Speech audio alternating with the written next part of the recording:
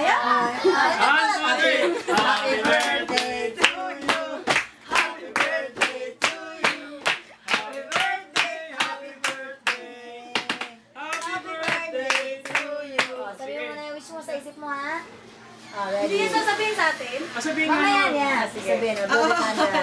Oh. Okay. Okay na. Anong wish mo? Ano wish mo?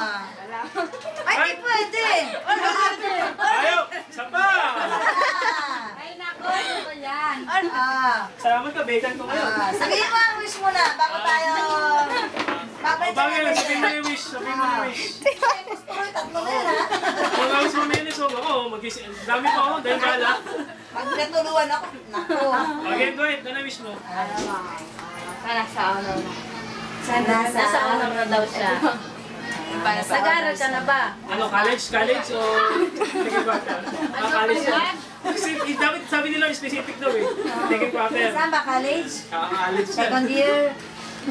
Second year. May ulo sa college eh. Ano naman wish mo kay Ate Abby? Kasama sa birthday mo ngayon, nandito tayo eh. Ano lang. Bali, ano masasabi mo sa... may special guest ka ngayon. May BTR pa nga tayo mamaya. O, sige, ano masabi mo? Nandito si Abby. Anong wish mo para kay Ate Abby? Nag-birthday din siya. Nag-birthday. Ano mo sa kanya? Bakit pala ito ng birthday, Abby? September More. Madali sabihin mo na, next year graduate na yan.